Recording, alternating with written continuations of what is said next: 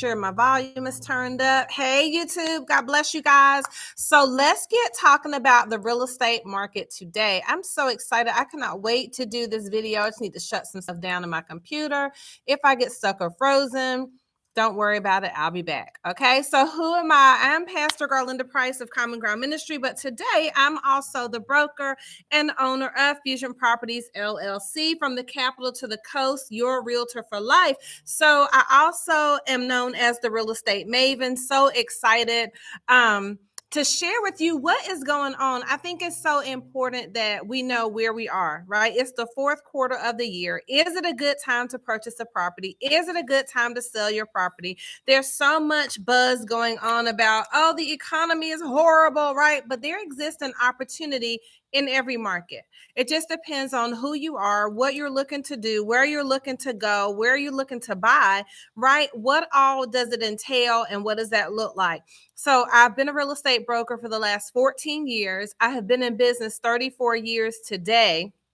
Not today, but this month. So excited. I think October 23rd marks 34 years in business. I started my first business when I was 19 years old. So I had no clue the Lord would bring me into real estate. When I tell you, it is such an honor. And the reason I say that is because we get to impact legacy. We are truly legacy builders. We impact generations. And how do we do that? Because we get to sell land, we get to sell commercial buildings, we get to sell residential properties, farms, you name it. And even more and more, it's becoming so prevalent to me how important what we do is, and how important it is for you to work with an expert, how important it is for you to work with someone who has your best interest at heart, how important it is for you to work with a pro. And I don't say this to brag, but I'm sharing with you that my team and we are pros. And why do I say that? Because we are constantly educating ourselves. I'm going to share with you some of my accolades, not again to brag, but to just share with you that I'm an expert at this, right? So I am a short sale and foreclosure resource specialist. That means I've closed over at least 75 short sales in my real estate career. What does that mean? Whenever someone is upside down in their mortgage and they're asking the lender to that's not what we're talking about today, but I want to share this with you. They're asking their lender to let them sell short of what they owe in their mortgage. Then I was the person, and I am the person that can walk them through how to make that request of the bank, how to not lose their home to foreclosure, not have a foreclosure on their credit, to only have a short sale on their credit, which only affects their credit for 18 months, maybe 2 years, right? That they can then turn around and buy all over again. So I'm a short sale and foreclosure resource specialist. I'm a certified investment associate specialist, right? So what does that mean? I specialize in working with investors. I know how to analyze deals. I know how to tell you if it's a good deal or not. I also have a Kingdom Real Estate 101 course over on my Teachable site where I can teach you and show you how to purchase and invest in your very first investment property, right? So I'm also an educator. I'm also a certified short sale and foreclosure specialist, twice removed, right? Because when we were doing short sales, there was so much information not out there that we took a second course on that. I'm a certified international property specialist. That means if you're looking to purchase a property overseas in Mexico, over in Tulum, over in Africa, wherever you decide that you want to go, we can connect you with a fellow real estate broker and business partner over there that we can, not business partner like with Fusion, but a fellow broker, a real estate agent, so that you don't get scammed, you don't get taken advantage of, someone that knows exactly what to do, the right title companies, the right lawyers. We can walk you through that process. And then I'm a resort and second home property specialist. What does that mean? Are you looking to purchase your dream home down to the coast, right? In the mountains, at the beach, on the lake, on a pond, right? Whatever your resort and second home vacation property looks like, I can help you with that. And I'm an expert in that field. So I did not just fall off the turnip truck yesterday. I have sold entire subdivisions. I've sold raw and vacant land. I've worked with land developers. I've worked in the new construction and building process. And so I understand this market from a holistic perspective and from an expert perspective. So that's what I want to share with you, is that you're in great hands when you work with my team and I. Also, as Fusion Properties, I'm the broker in charge. So we are looking for realtors. If you are newly licensed, getting your license, we're also looking for referral brokers. If you say, well, you know what, I don't want to sell, I'm not destined to sell, but I do have a great contact base, I do want to put my real estate license to use, then reach out to us. We'd love to talk to you about our referral brokerage program.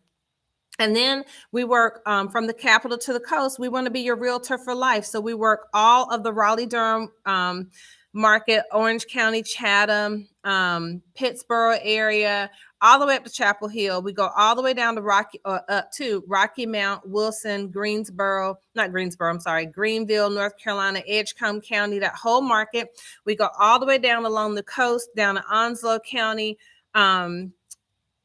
New Hanover County, Brunswick County, all the way over to where it touches Little River. We don't go into South Carolina yet, believe in God, right? And then we come all the way back over to Moore County, Lee, Hoke, Harnett. So down Robeson County, Sampson County. I have brokers that cover this entire area, and I do this full time. So you're not talking to someone that's just in it for a minute, right? This is how I feed my family. This is what we do to support and grow our community. And so I want to talk to you about what is the real estate market doing right now, and what is it projected to do in the first quarter of 2024, which we'll come back and do another town meeting then as well. Oh, let me pop over here on Facebook. Let me make sure on my phone I can see any questions that you all have.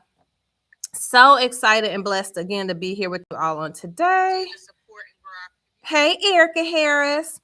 I know you're so sweet. She said, I didn't know your services were so broad. They are. And what I love about God is when he was telling me to expand and to keep expanding, I didn't exactly know why, right? But now I know why. And now I just see God's vision so much clearer, because we are destined to help people own, right? Ownership. That's what it's all about. I was sharing on a post and that I had watched this show last night called Silver Dollar Road. And I don't know if you've seen it, but it's an incredible documentary on Amazon.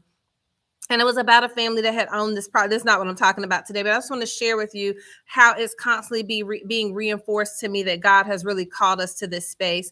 So Silver Dollar Road was African-American owned land down in, I don't know if it's Beaufort or Beaufort, North Carolina. I think it's Beaufort, but I don't know, because there's Beaufort and Beaufort, North and South Carolina. So whichever one it is, right? So they had this coastal land, and this was all owned by their family. It was generational land. And what ended up happening was when one person passed away, there wasn't a will, right? So that meant that that person died intestate in that family. So when that person died intestate, not owning a will, the person in the family then became the administrator of the estate, but they had promised the person that was dying that they would keep that land in their property, in their family forever. Right. But what ended up happening was someone was able to go down to the courthouse, forge a deed, purchase the property from underneath them, and then they were forced off that land. So they were forced to give up 68 acres or 65 acres of coastal property, prime real estate, right there where their family had been for generations. They had been shrimp boat fishermen. They had been commercial fishermen. They had owned farms where they sold produce. They had businesses. It was their family land. And so that was their legacy. And so what ended up happening was somehow it was able to be stolen out from underneath them. Why? Because they didn't have their will done properly, where there could be a succession of the land. So when you work with someone that real estate is like their passion, like it's ingrained in them, we will work with you from the very beginning when you purchase it to say, you know what, these are some things you want to consider putting in place. And I'll tell you right now, if you own real estate, these are things you want to consider putting in place. A life insurance policy, right? A will, a trust, if you can afford it and can put it in place. You want to make sure that your family's land, your homes, your businesses, whatever it is that you have that you want to have in succession to the next generation, to your children, your children's children, and everyone else, you want to make sure that you protect it properly, right? You want to put people on deeds. You want to put people on the property so that, and you want to have a conversation with your family, and you all want to set up something so that the family will be able to maintain their taxes, right? Some properties are lost in families because taxes can't be paid. So you can receive a property and the property become a curse to someone because they can't afford it, right? And so these are things that the family should talk about. And I believe that family, in hindsight, they didn't necessarily talk about that stuff. So when the sole heir and owner of the property that had received it down the line, they didn't have, at that generation, it stopped with having it properly put in place and set up to where it affected them now, impacted them for generations. They lost all that land, right? So that's why I feel like God has given us such a passion around helping people with ownership. Ownership leads to so many other things. It leads to legacy. So today we want to talk about what is going on in the current market. Is it time for you to purchase? Is it time for you to sell? Or do you just need to sit down and wait it out, right? And then you'll have to decide based on what your goals are, what that looks like. So I pulled up all the reports and I'm going to go look at them right quick to share with you what's going on. And what I want to do is I want to tell you what the trends are in the different markets and share with you who's buying, right? And what do I mean by that? Who's buying? I can tell you who's buying by the loan type that's being used or not used, right? So cash, conventional, VA, FHA, USDA. I can tell you who's buying, where people are buying. We're also going to touch on today home prices, right? We're going to touch on today are sellers giving any concessions right now. We're also going to touch on today, what are our hot markets here in our area in North Carolina? We are North Carolina brokers. So we can help you with any property in North Carolina, but also we can refer you to all of our referring broker partners across the country and overseas, okay? And then we want to talk about Airbnb and Verbo because a lot of people talk to me all the time and say, I want to purchase a property and do an Airbnb. We're going to talk about that. And then we're going to talk about new construction and some really powerful and impactful incentives that are available if you are looking to buy new construction, which I encourage you to do. That's a hot market. And then we're going to talk about a little bit about homesteading and what else? What you should be doing right now to prepare. So let's talk about it. So let's start with, I want to talk about our real estate trend indicators. I want to share with you where our hottest counties are, what the sales look like per county, what the average price is, so that you can kind of see where you fall or just know what's going on in the market, okay? And then let's say you have some land for sale, whether it's a lot, whether it's a home, we'd love to help you with it. We will do a free CMA. What that is a comparable market analysis where we can tell you, hey, this is what we would recommend price range wise for you to get it sold and get it sold quickly because people are buying, right? There are investors in the market. There are buyers in the market and there are sellers in the market, regardless of what rates are doing, because there's always a way around those things, right? And we'll talk about it. I won't give you all the ways around it because that's our unique selling proposition. You got to call us and we'll walk you through that. Right. But we know some tricks and some legal tricks and good things. Okay. So let's talk about Cumberland County. Right now in Cumberland County, in the last 30 days, there have been 3,229 when it says units, I think it's encompassing everything. So under 2-bedroom, all the way up to 4-bedroom, there have been 3,229 units on the market within the last 30 days. However, we're going to talk total numbers. So in the last 6 months, there's been 4,029 homes that have sold that were from 2-bedroom, 3-bedroom, 4 bedrooms or greater. The average purchase price or sales price right now in Cumberland County is $247,000, right? One person did a renovation loan in the last 6 months. So that is so funny to me, right? Because renovation loans are a big thing now. So we're going to talk about that. That is a way that if you are a buyer right now and you've kind of been shut out the market because of pricing, right? When the rates go up, the amount of affordability goes down. So that means if you were already borderline in the max that you could possibly purchase, it brought you down now because when the interest rates went up, your purchasing power went down, if that's you, right? And there's nothing wrong with that. It's affected a lot of people, right?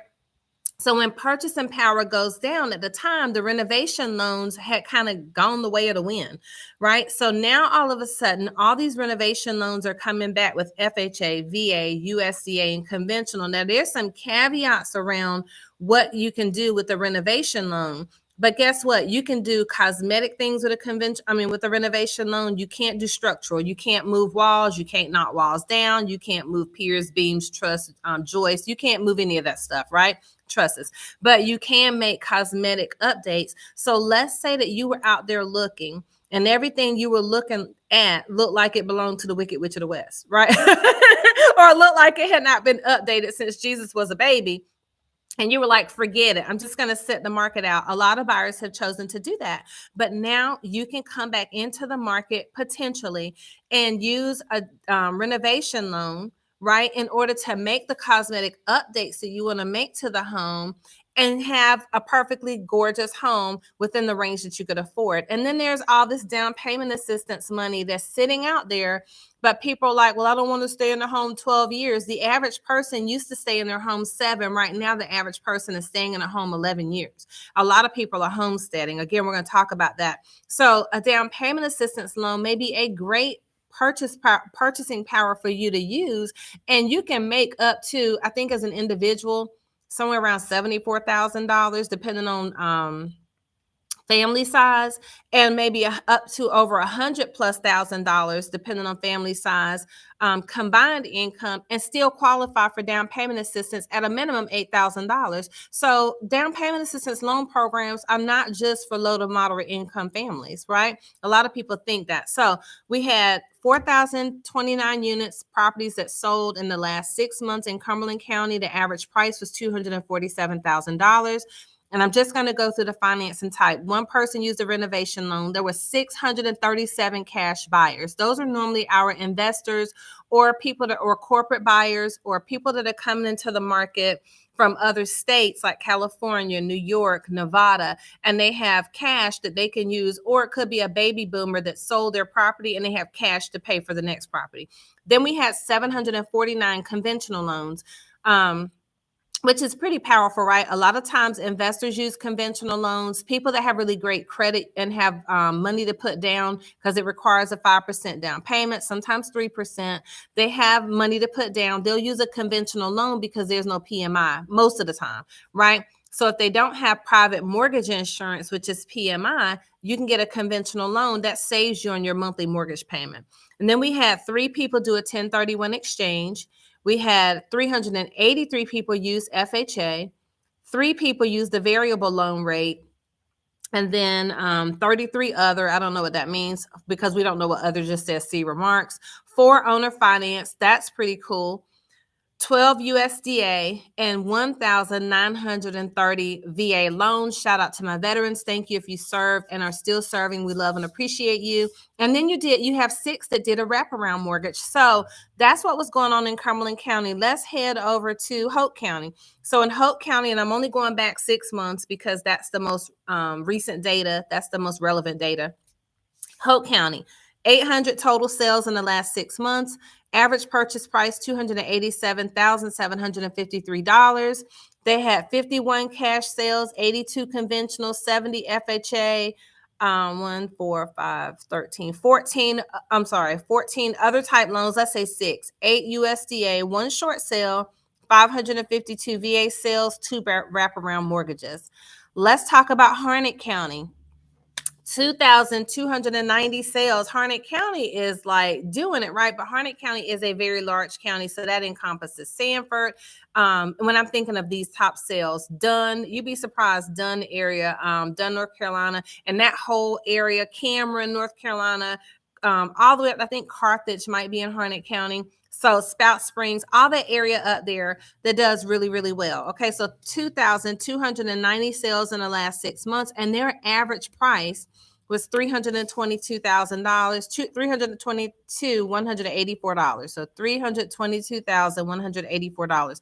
They had 83 cash sales, 180 conventional, 109 FHA, 560 VA, and then 13, 15, 21, 23 other loan types.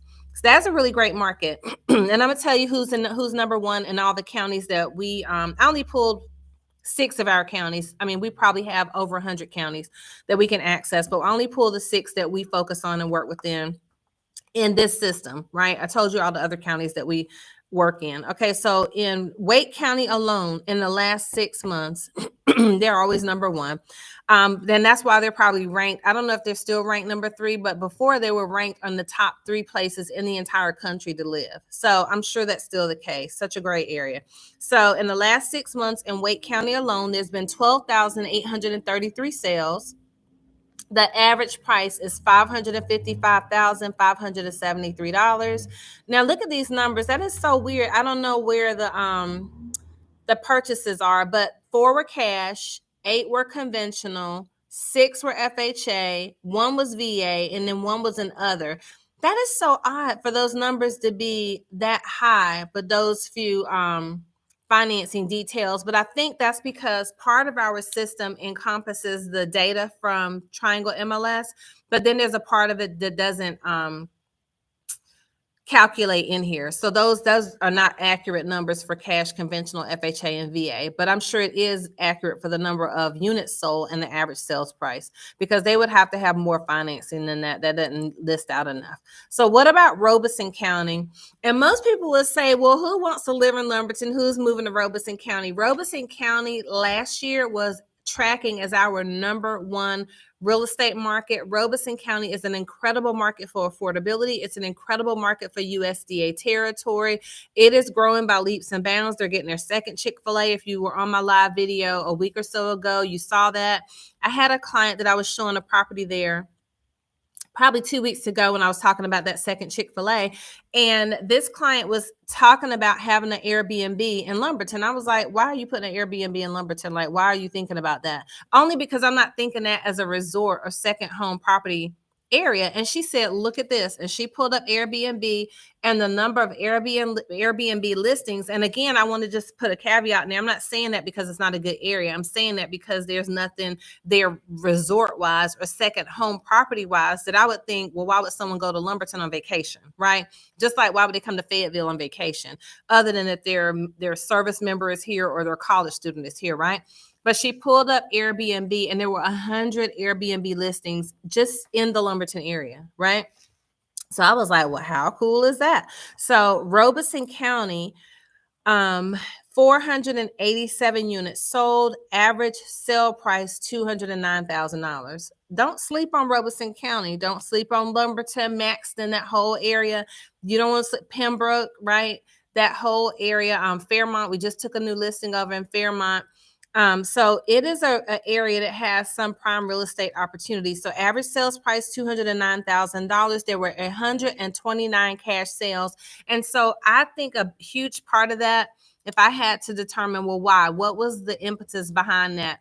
All of the properties that were destroyed during Matthew and Florence finally hit the market. So there were so many foreclosures hitting the market. There were so many bank-owned properties hitting the market, and people were buying those things up, paying cash, right? Then you have 103 conventional loans, 76 FHA, one other, 10 USDA, one short sale, and 156 VA loans. That means that veterans, whether they're retired or active duty, were purchasing in that area. Why? Because it's right on the 95 corridor. It's right off of 211, which can take you from Lumberton on the back roads over to Rayford. Right? So they could take that road to get to the Chicken Gate. They could take that road to get to Moore County. You could take that road to get to the manufacturing plants if you work that way, if you're retired military, right? But this could be active duty.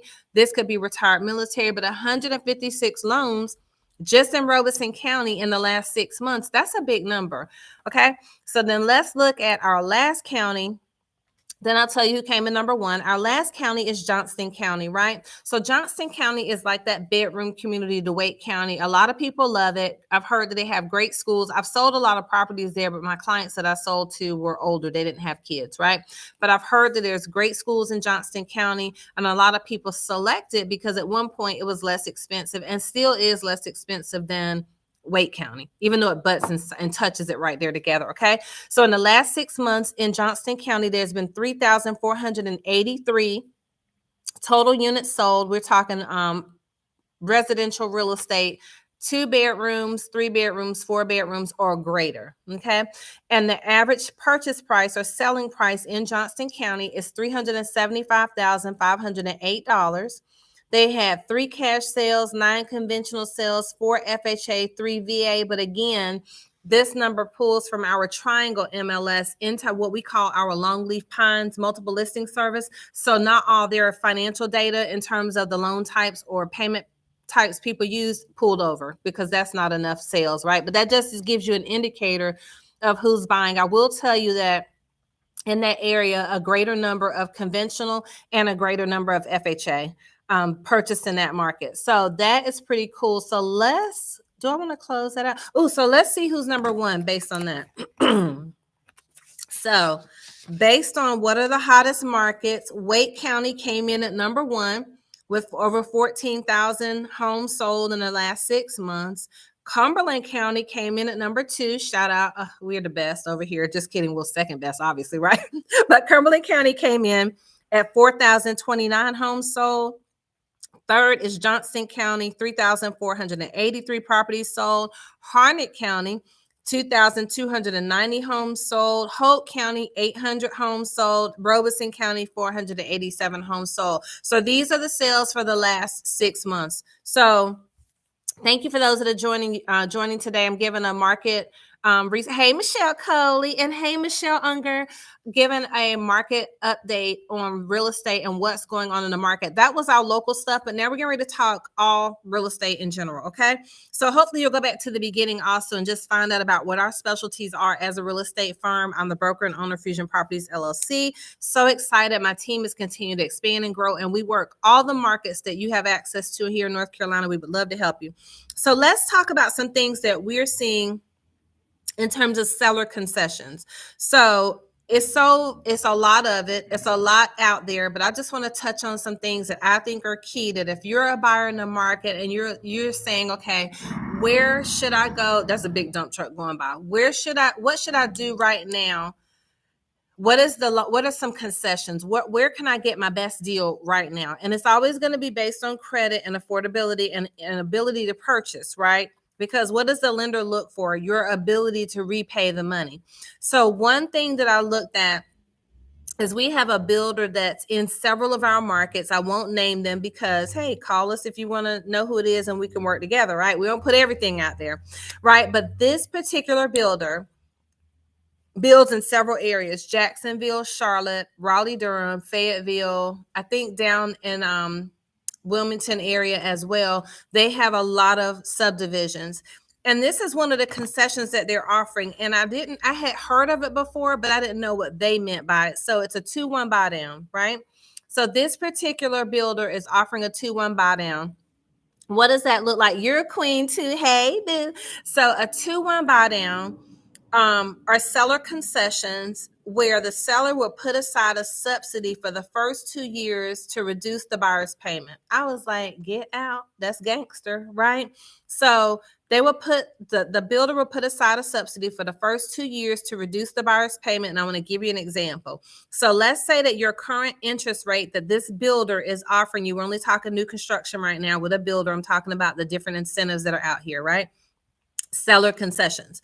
So this particular builder seller, new construction, is saying, okay, let's say your current interest rate is 6.5%. What we're going to do is we're going to put a subsidy aside for the first 2 years for you as the buyer so that you can be incentivized to purchase right now and get a better interest rate so it's more affordable for you right now. And then you have 2 years into the third year to get it together because your rate's going to be this, okay? So let's say your current rate that they're telling you is 6.5%. Now you have to work with their lender to get this special, but a lot of lenders offer different things. So 6.5% is your current rate. This builder says we'll give you 2 for 1. So that means year 1, your rate goes down to 4.5%. It drops 2 points for your first year as a gift to you for buying one of their properties and using their lender. So 4.5% is your rate.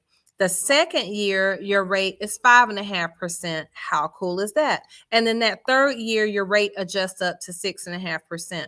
So my question was, okay, Mr. Lender, if the buyer were to come along and want to use a 2 for 1 or 2-to-1 buy down with this particular builder, can they refinance at any time? Yes, and with no penalty. So you could start out with the 4.5% rate. You wouldn't want to refinance that year. That doesn't make sense, right?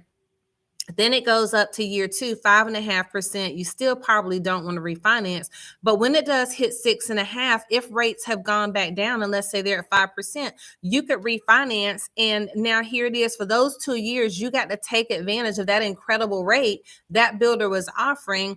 And now you get to refinance. You save money on your taxes and your interest. Okay.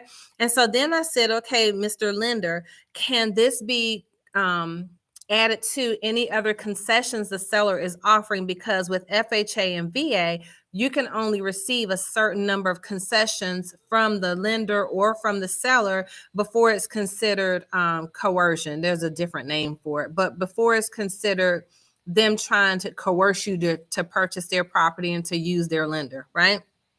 A kickback, right? Before it's considered a kickback.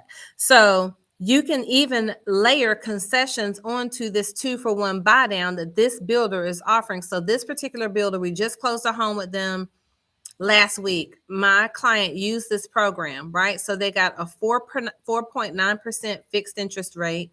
They got $10,000 in seller concessions. So that means that the builder paid the majority of their closing costs. They got back close to $1,500 at closing. They basically bought a new construction home with no money down. That was basically $300,000 before all the upgrades were added to it. That's unheard of right now, where interest rates are hovering at 8%. Okay.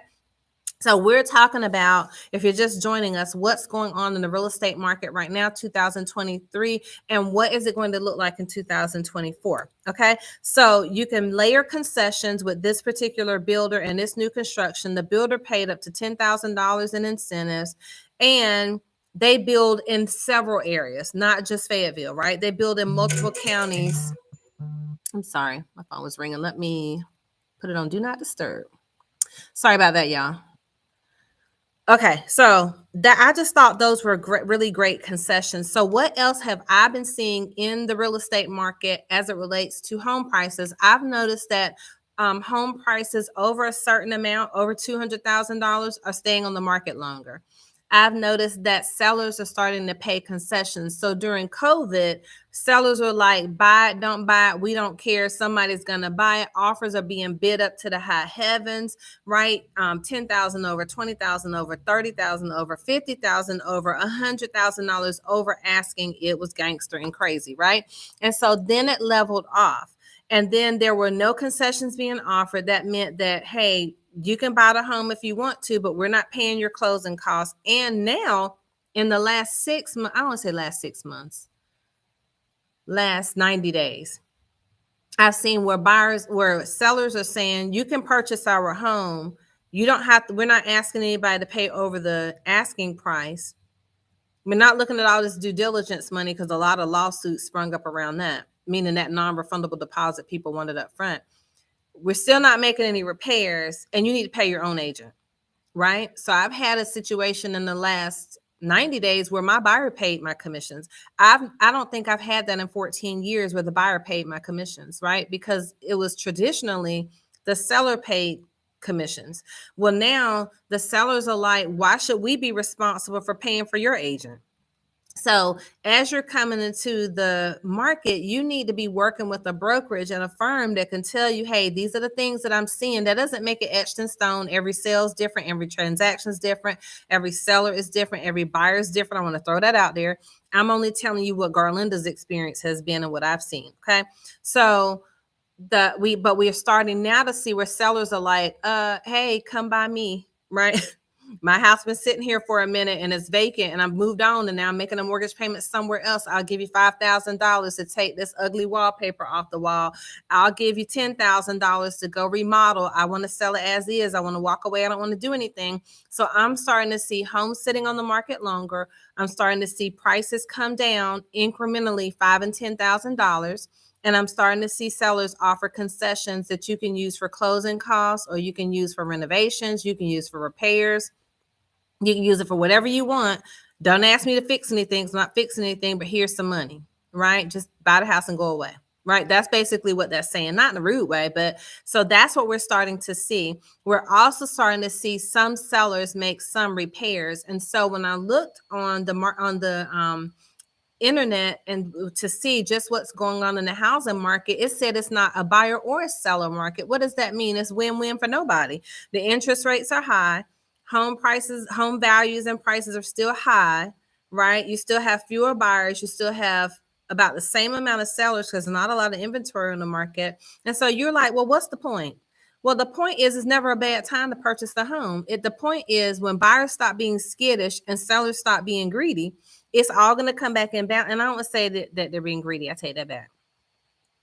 Well, it is being a bit greedy, right? We have a term in investing. It's called pigs get fed and hogs get slaughtered, right? So it's okay to have your price up to where you're going to make a really great profit. But when you have your price elevated to the point where you're going to make a killing, right? And nobody wants to pay it, it doesn't make sense, right? Pigs get fed, meaning you can fatten it up and be like, listen, I know that I could potentially get 100,000. I want 100,000, but I could potentially get 80. Take the $80,000, get fed and run on versus $100,000 in profit and your house is just sitting there, because every price reduction on the market adds 30 days to the listing, right? If you're a seller and you're wondering if while your home is still sitting there, it hasn't sold yet, every time you make a price reduction, you extend your days on market. That's a historical fact, and that's not fun, okay?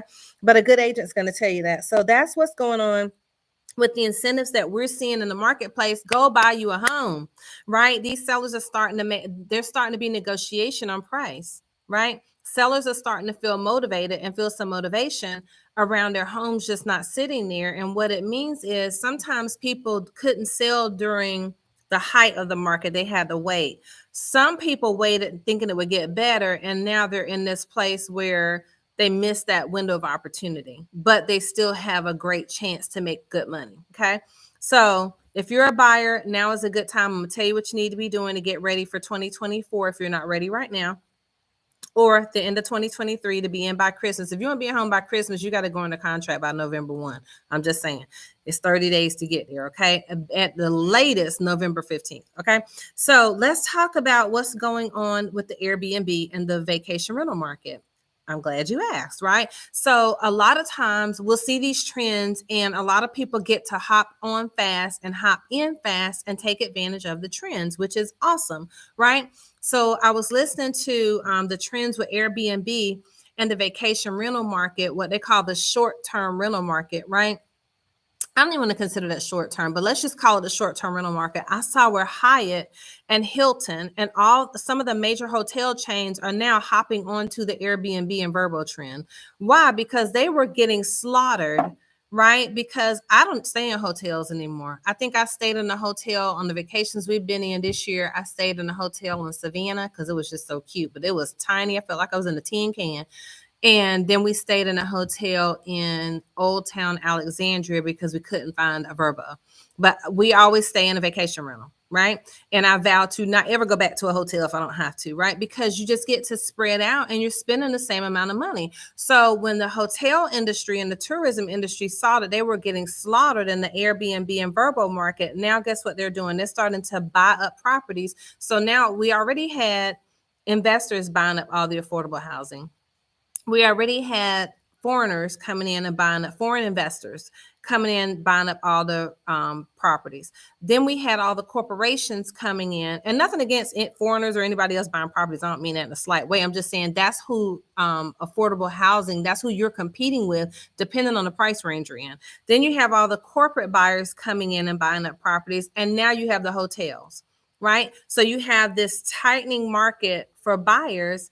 And you're like, what is We's going to do? I'm going to tell you, there's a way around it, right? But you got to be flexible. So the Airbnb market. So what I listened to on the article, or not the article, the podcast about Airbnb and Vrbo is maybe that's not, as an investor, where you want to go to, right? Because what's happening is so many people jumped into the Airbnb and Vrbo space. And now what's going to happen is these hotel chains and these corporations are going to squeeze out the smaller person, and the expenses and fees that they're adding on to you owning and you being a seller on their platform is eating away at the profit, right? So I'm not saying it's a bad thing because I don't want to get in trouble with Airbnb. I'm just telling you what I heard on the podcast, right? It's not Garlinda's information. I'm just repeating what I heard, right, on a YouTube podcast. So what's a good way around that? If you're going to have a short-term rental, you're going to own a home that you want to rent out for people to stay in for the weekend, for holidays, for vacation, and things like that, consider managing it yourself. Consider finding sites that are for sale, that are for short-term rent by owner. That's not an actual site. I'm just naming it for you, right? Find a way to manage it yourself so you can eliminate some of the overhead, eliminate some of the costs for the short-term rental so you can keep more of your money. Right? So if you're thinking about doing Airbnb, you're thinking about doing a Vrbo, you want to be strategic around where you're going to have it. The other thing that you want to do is think about, don't let it just be for one thing. So let's say you have your Airbnb or your vacation rental just for beachgoers, right? Depending on where it is, or mountain goers or lake visitors. Consider having it for traveling healthcare professionals. Consider having it for traveling corporate execs. Consider having it for people whose homes get damaged through a catastrophic event, right? Think about what happened with the short-term rental market in Houston during Katrina. Oh my gosh, it had to be incredible. And not incredible, God bless it, for the people for flight attendants. Oh, that's such a great point. Thank you, Michelle. So think of it where, if you want to own an Airbnb or a vacation rental, which I encourage you to do, how can you do it for little to no money down? They call that arbitrage. You want to do some research, right? Figure out how you can do that. The other thing that you can do is think outside the box of people that come to the area that need short-term rentals. One that I heard on that particular podcast, which I had never thought about, were people that come to an area when a building is being built. So like if the Department of Transportation or a hospital or a major corporation is building a structure, and that structure is going to take 1 to 2 to 3 years to build, all of the people that are involved with the building and the managing and the marketing and the whole the organizational structure and components of that building are going to need somewhere to stay, right? And so if the only choice that they have is an extended stay and or a hotel, but they don't have apartments or townhomes or condos or houses, you could be the person that provides that. So think beyond vacation rentals. And what I mean is think beyond vacation goers, think beyond vacation stayers, which is going to require you to do some research. Okay. YouTube is your best friend. Google is bae. I love Google, right? So think about those things. But let's talk about homesteading. So we've had a lot of people reach out to us in this last year wanting to purchase land, wanting to purchase lots. I've listed more lots and land this year than I have in the past, right? And I've sold entire subdivisions. I've sold raw land. I've worked with land developers. I've had two incredible gentlemen and their corporations. They were my land development clients. So if you say, Garlinda, I'm interested in buying land, we can help you with that. We have 26 and a half acres over listed for sale right now over in the Broadale subdivision. It's a beautiful piece of property and it can be developed, but banks are not lending on land like they used to. So you need to have your money together with land, right? It's going to be challenging to go and get a bank to give you financing for raw land, right? Especially for development. So you're going to need to have cash and or partnerships. That's why you see a lot of people that are looking to do homesteading or looking to purchase land. You'll see where 5 to 10 people, 5 to 20 people, 10 to 30 people got together and bought land. Why? Because they had to do it with cash. You can't make land purchases with loans right now. Not that I'm seeing. I haven't seen any vacant land loan lending products. Okay. So homesteading, this is called a lifestyle. I had to write it down, right? Because I was like, what is homesteading? Even though now I understand, I knew what it meant. I didn't know the actual definition of it. So homesteading, this is called a lifestyle of sufficiency that involves living on or in a dwelling with land and buildings. Homesteaders may grow their own food, preserve it, produce other goods for use, or sell. How many of us are seeing that, right? We're seeing all these people go back to the land. We're seeing all these people go back to how their grandmother and their grandfather lived, right? Is that you? Is that something you're interested in? You have got to work with a professional. Just because you see acreage out there for sale on the side of the road, we all pass that vacant land. It might only be good for soybeans, right? It may not perk or be able to have a home on it. It may not perk for the size home you want. It may not be zoned for the use you want. Right. So you got to know what you're working with. Land can be a tricky thing, right? Is the majority of the acreage that you want to buy for conservative land, conservatory only? That means it can only be a park or used for a park, or a portion of it has to be set aside for runoff, right? Or a portion of it has to be set aside for the cockhead woodpecker or cockheaded redheaded woodpecker, whatever he's called, right? He's a protected animal. Right. So if you have trees on your land that have these protected animals on them, you can never cut the tree down. And let's say that tree is sitting dead center where you want your house to be. Right. So you got to work with professionals that know these things. If you cut that tree down, it's $25,000 immediately. Right. So a lot of people are homesteading, and that may be something that you're interested in. You just need to know what you're working with. You need to know it. Am I going to have to run water? Am I going to have to run sewer? Can I build a stick frame property here? Can I have a manufactured home here? Can I pull my mobile home over here? Right. So I'm seeing a lot of people go back to land home packages with mobile homes. Now, land home, and then we're going to close up in about 10 minutes, right? Land home packages with mobile homes are a great thing. Why? Because these mobile homes are gangster in a great way. Like you got double wides, triple wides. I mean, they look so beautiful. They are incredible, right? But what you have to know is you're responsible for the water and the sewer outside of the package. If you say, I already own my own land, but I want to buy a home from you, the best thing to do is to deed that land to the manufactured home dealer and package them with your home so you own the whole thing, and then let them be responsible for your sewer and water. That's another story for another day, but we're starting to see a lot of that. Okay, the second home market. So y'all, I want a beach home, and I'm going to have a beach home like it's nobody's business, right? I love the beach. Maybe you love the mountains, right? But I'm a beach girl. So the second home market for vacation properties is cooling off. What does that mean for you? That means if you wait long enough, the prices are going to drop and it's going to be a great time. And or you could purchase right now and they're probably ready to negotiate. Why? Because it's the off season. Right. So during the off season, it won't pick back up again with regular renters until about April. Although people do go to the beach and to the mountains and to those areas for Thanksgiving, they do go for Christmas, they do go for New Year's Eve.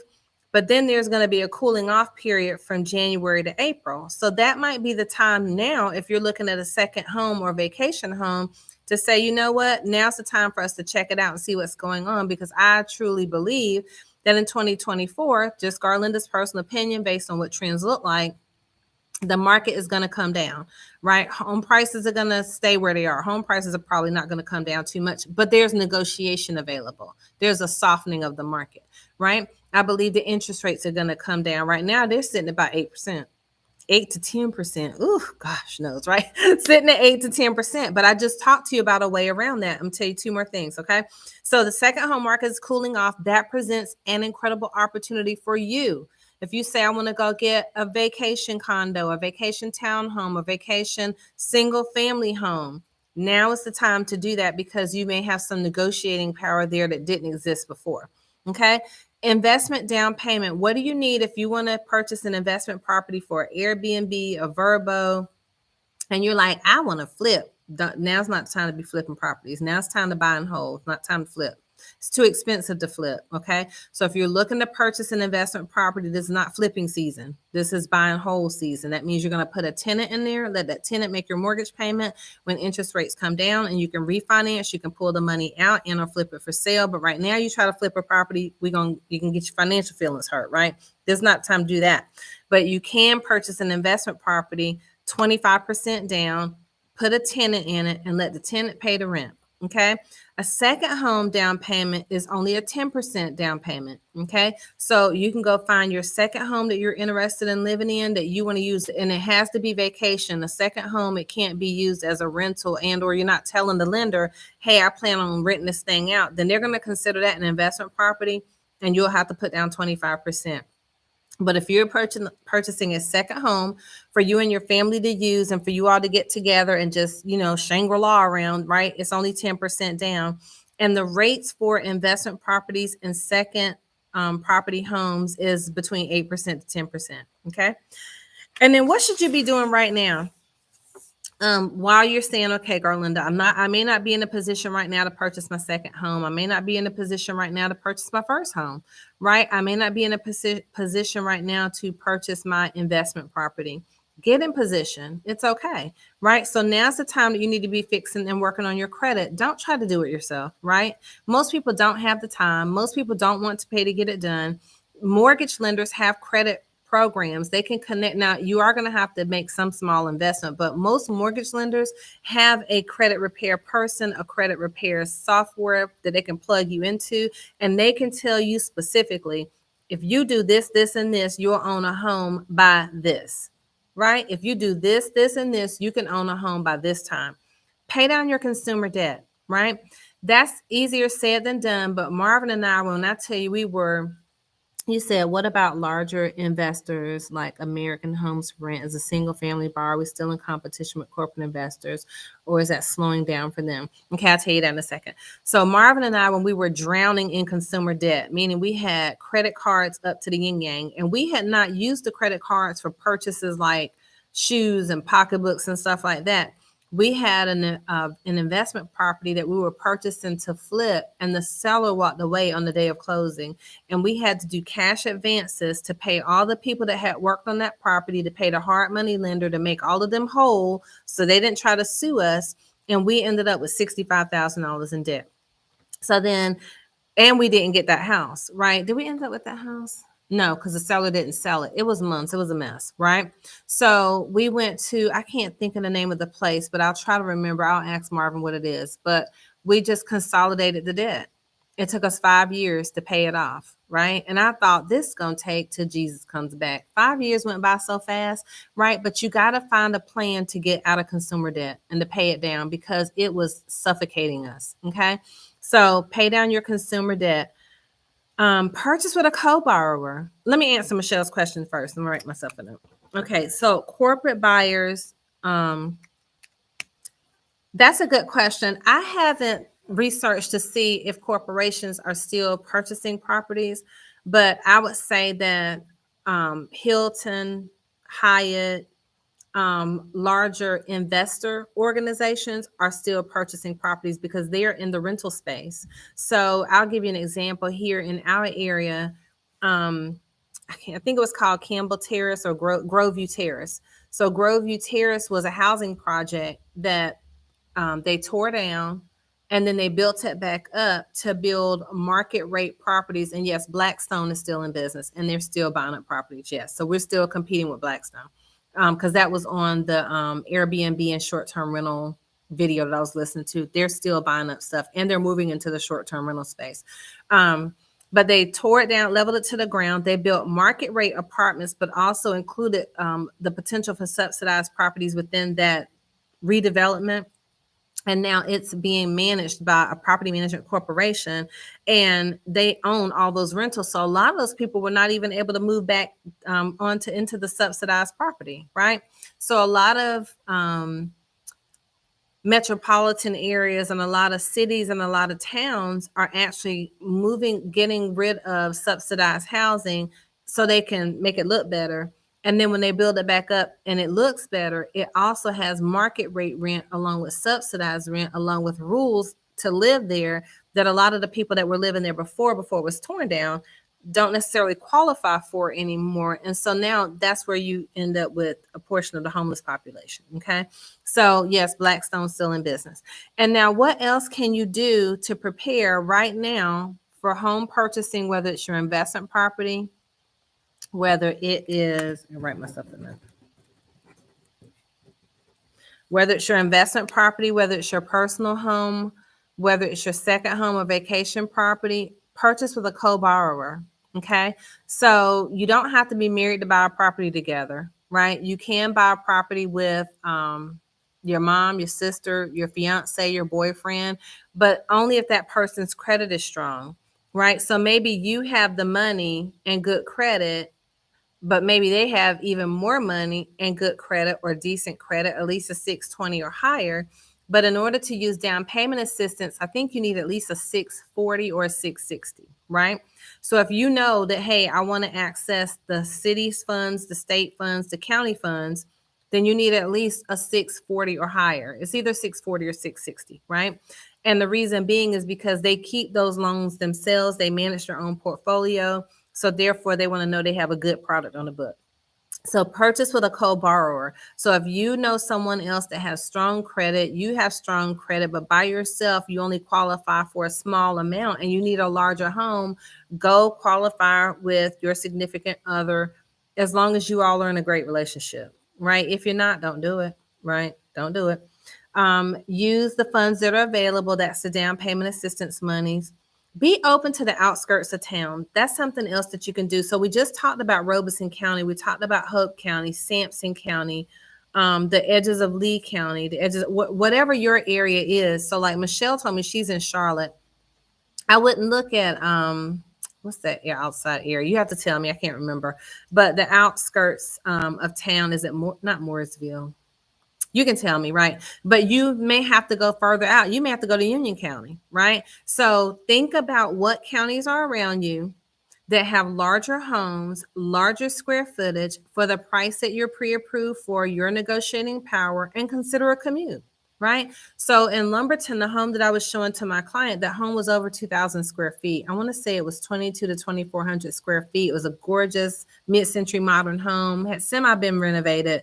It was $179,000. If we would have picked that home up and placed it in Fayetteville, right, it would have been $250,000. But literally down the street, she's saving money by driving 30 minutes down the road, 45 minutes if you're coming from the other side of town, right?